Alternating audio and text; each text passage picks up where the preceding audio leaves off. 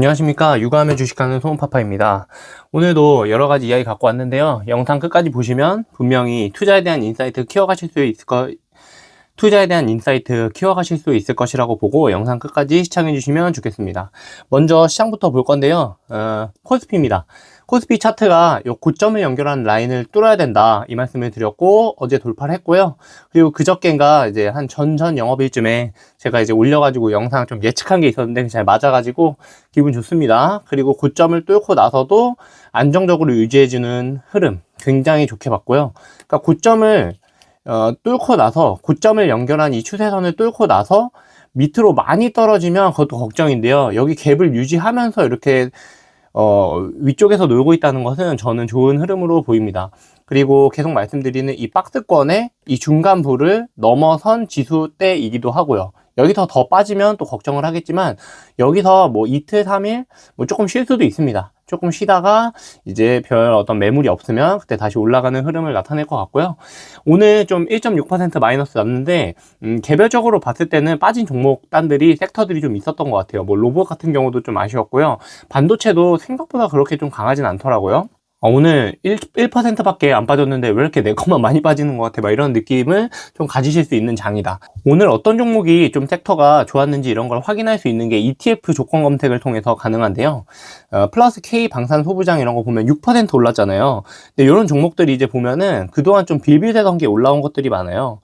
그리고 화장품도 요새 오늘 좋았는데 저점을 다지는 모습이 나타나고 있긴 하지만 좀 추세적으로 하향했던 부분이 있기 때문에 화장품이 뭐 아주 좋았다 이렇게 보기는 어렵고, 그래서 이제 급등한 다음에 급등할 때는 주도주 위주로, 삼성전자, 하이닉스겠죠, 그런 것들 위주로 올라왔다가 거기서 멈춰서 쉬는 동안에는 종목 교체도 일어나고 그동안 못 올랐던 종목들도 사람들이 관심 가지고 이러면서 순환매라고 하죠. 여러 섹터가 좀 산발적으로 이렇게 오르는 경향이 있는데요.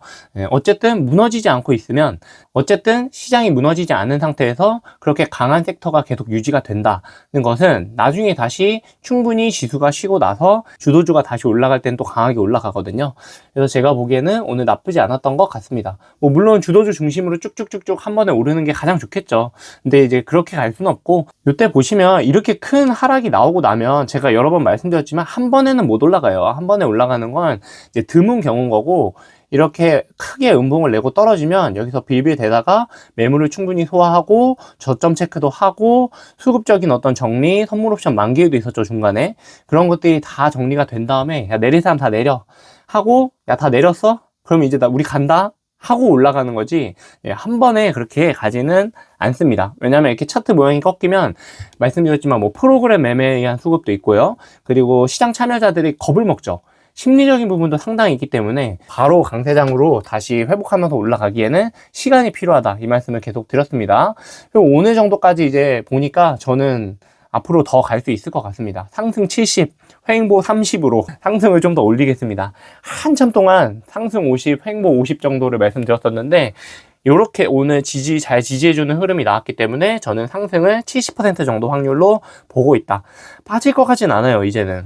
요거를 깨고 내려가려면 정말 안 좋은 악재 같은 게 나와야 됩니다. 정말 안 좋은 악재가 뭐가 있을까요, 요새? AI, 나스닥, 버블론, 이런 거 나온 지 한참 됐죠? 그렇게 해서 주가 조정 받았죠? 전쟁은 어쨌든 이제 다행히 2주간의 휴전 모드로 돌입했죠? 그리고 채권 금리도 내려왔죠? 환율도 안정화됐죠? 지금 제가 보기에는 상승 쪽으로 방향을 잡고 가는 것이 맞지 않을까. 그리고 삼성전자 가장 중요하죠. 실적으로 진짜 멋있습니다. 삼성전자 애국 기업입니다, 진짜. 달러 진짜 잘 벌어주고, 우리나라 열심히 공부한 사람들 뭐 공대 인재 없다 이런 얘기 한참 했었잖아요. 그럼에도 불구하고 이렇게 멋지게 기술력으로 한 방 해줬습니다. 뭐 물론 메모리 사이클을 잘 탔다, 뭐 그래서 삼성이 그렇게 잘한 거냐, 뭐 이렇게 또 안 좋게 보시는 분들이 있는 거는 알고 있는데요. 그럼에도 불구하고 잘한 건 칭찬해줘야죠. 57조 분기 실적을 냈고, 앞으로 뭐 연간으로 뭐 300조까지, 뭐 그건 이제 뭐 희망회로긴 하지만 어쨌든 굉장히 좋은 분위기로 계속 가고 있다는 거. AI는 계속된다, 그 말씀 드리고, 주도주 위주의 포트폴리오로 단단하게 가져가실 것을 권해드리면서, 오늘 시장 정리는 이 정도를 해드리도록 하겠습니다. 혹시 댓글에 궁금한 섹터나 종목 같은 거 좀 받아볼까 해요. 그런 거 좀 남겨주시면 상세히 그래도 제가 진짜 애널리스트 보고서 그런 거 못지않게 잘 분석을 해드릴 테니까, 물론 개인 투자자의 수준에서입니다. 애널리스트 보고서가 가장, 그러니까 기업 분석 그 자체로는 심도가 있죠. 그러니까 애널리스트 보고서 그래서 잘 맞냐? 그건 아니거든요. 그러니까 제가 말씀드리는 거는 애널리스트 보고서보다는 깊이는 덜 하겠지만 그래도 사후적으로 발표되는 애널 보고서보다는 유튜브는 저는 하루에 하나씩 찍으니까 좀 더 이런 생각 혼자 한번 해보고 댓글로 종목 남겨주시면은 한번 분석질 한번 해보도록 하겠습니다. 지음문과 분석질 재밌잖아요. 뭐 재미로 보시는 거죠. 돈 받는 것도 아니고. 구독, 좋아요는 좀 받으면 좋을 것 같은데, 근데 사실은 이거 갑자기 딴소리인데 생각한 것보다 구독자가 진짜 많아가지고 깜짝 놀랐어요. 그래서 저희 와이프도 이거 한다고 하니까 야 니가 뭐 구독자야 100명이나 생기면은 야 감지덕지지 뭐 이랬는데 지금 300명 넘어가니까 저도 제가 뭐 이렇게 구독자가 생길 줄 몰랐거든요. 제 기준. 오늘의 주제, 일던팅입니다. 일던팅이라는 용어를 이제 아시는지 모르겠는데, 이건 진짜 우리 딸아들이 배워야 된다. 저는 딸아들에게 가르쳐주고 싶은 것들이 많지만, 정말 중요하게 인생에서 몇 안 되는 것 중에 하나라고 생각합니다. 일던팅. 제가 되게 좋아하는 단어인데요. 일단 먼저 말씀드리면 일드가 수익률입니다. 수익률. 헌팅은 아시겠죠? 수익률 사냥인데 0.1%의 이익을 쫓는 자본의 이동, 이런 거를 가리키면서 일드헌팅이라고 그러는데, 그러니까 조금만 수익률 높아도 바로 이동한다는 거죠. 그래서 저는 그 안에 본질을 본 게 이익이 있는 곳으로 에너지가 쏠리는 우주의 본능이다.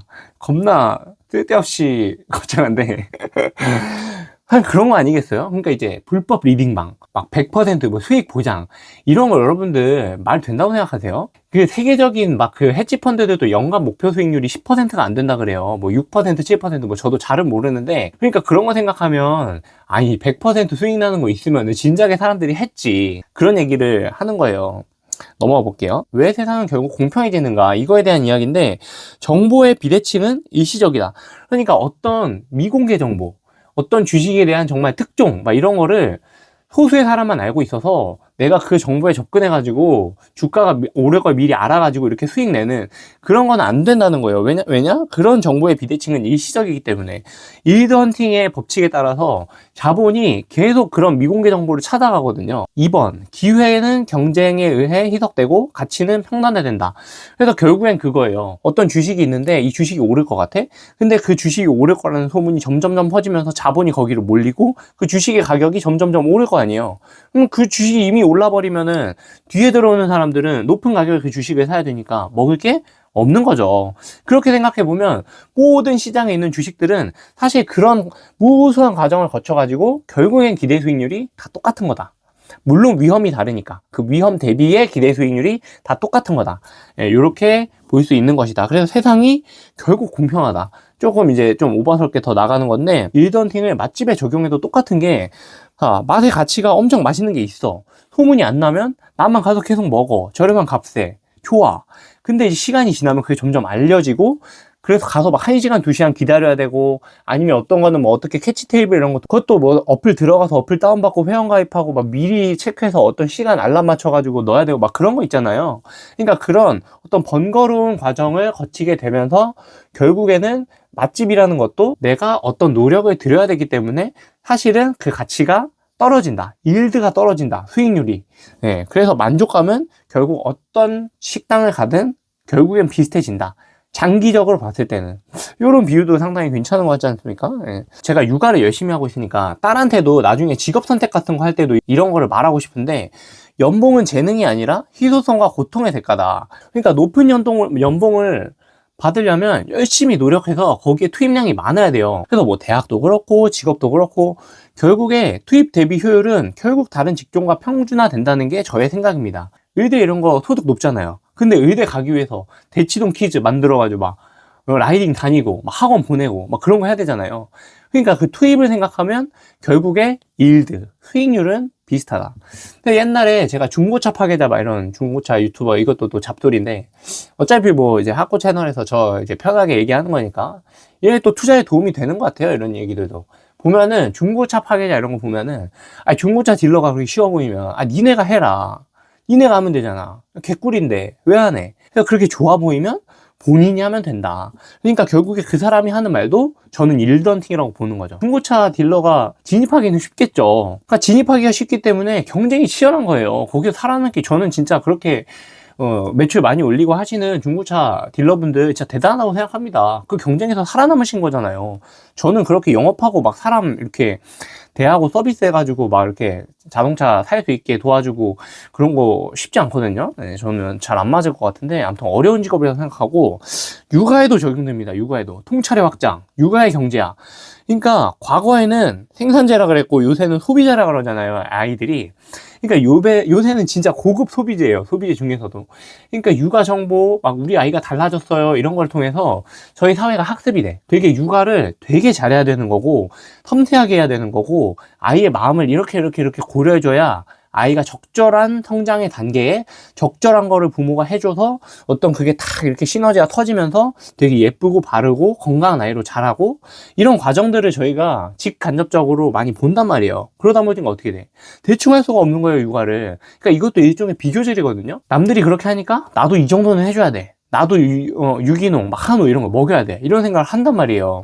그래서 육아의 일드가 급락했다. 저는 그렇게 보는 거예요. 일단 투입하는 리소스, 자금, 시간, 여기에 뭐 안 들어갔지만 노동, 기다림, 이런 거 얼마나 많아요. 그러니까 개인적으로 그 일드가 급감했다. 물론 애기 보면서 애기가 활짝 웃어주면 행복하고 그런 게 있지만, 그런 거 다 따졌을 때 그래서 일던터들이 시장을 이탈한다.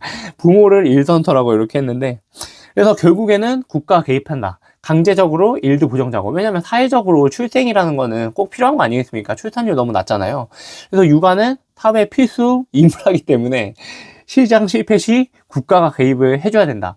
그래서 보조금도 주고, 뭐 천만남 이용권 이런 것도 주고, 뭐 여가 시간, 육아 시간 이런 것도 법적으로 더 보장도 해주고, 그래서 육아 수익률을 인위적으로 인상시켜주는 거죠. 그래서 최근에 아주 집동만큼이지만 출산율도 반등하고 이런 거 아니겠습니까? 그래서 일드 헌팅의 관점에서 미래와 균형 이렇게 갖고 왔는데, 제가 보기에 그래서 결국에 출산율이, 야 그거 돈 준다고 출산율 안 올라가, 저는 이렇게 사람들이 많이 얘기하지만 저는 다르다고 봅니다. 계속 돈 주고 계속 육아 시간 늘려주고 계속 하다 보면 어느 순간에는 와 이거 뭐야, 뭐 애기 낳았다고 막 몇백만 원씩 줘? 이거 개꿀인데?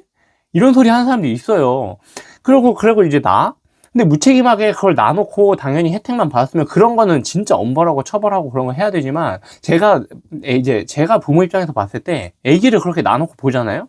얼마나 이쁜데요. 하루하루 달라지는 모습, 말하는 모습, 걷는 모습, 이렇게 성장해가는 거를, 그리고 거기에 제가 돌봄이라는 그 행위를 하는 것 자체에 어떤 신성함도 있고 뿌듯함도 있고 성취감도 있고, 애기 나누면 애기 때문에 더 열심히 살게 되고 이러거든요. 저는 개인적으로 그랬기 때문에 일단 놔놓고 봐라. 그러면 정상적인 사람이라면 정말 그 애기를 예뻐할 수밖에 없고, 그 애기를 위해서라도 정말 최선을 다해서 열심히 살게 된다. 그래서 저도 뭐 이런 거 이거 사가지고, 이거 버튼 누르면 뭐 물 나오는 무슨 희한한 뭐 아무튼 국민템이라는데, 리첼인가? 와이프가 사라 해서 샀는데, 아무튼 이런 거 사고 막 육아 용품 같은 거 막 검색하고 이러는 거 아니겠어요? 예. 아무튼 오늘은 또 이제 시장 분석 가볍게 하고 종목 이야기만 또 하고, 그러니까 또 저희 채널에 육아의 향기, 육아의 냄새 이런 게 가득하면 좋을 것 같아서. 그러니까 사실 수익률 이런 거 내려고 하는 것도 나중에 결국에는 이 돈 다 자식한테 가는 거예요. 뭐 그런 생각으로 유튜브도 하고 있고 그렇기 때문에, 아무튼 오늘은 조금 잡소리를 해보았습니다.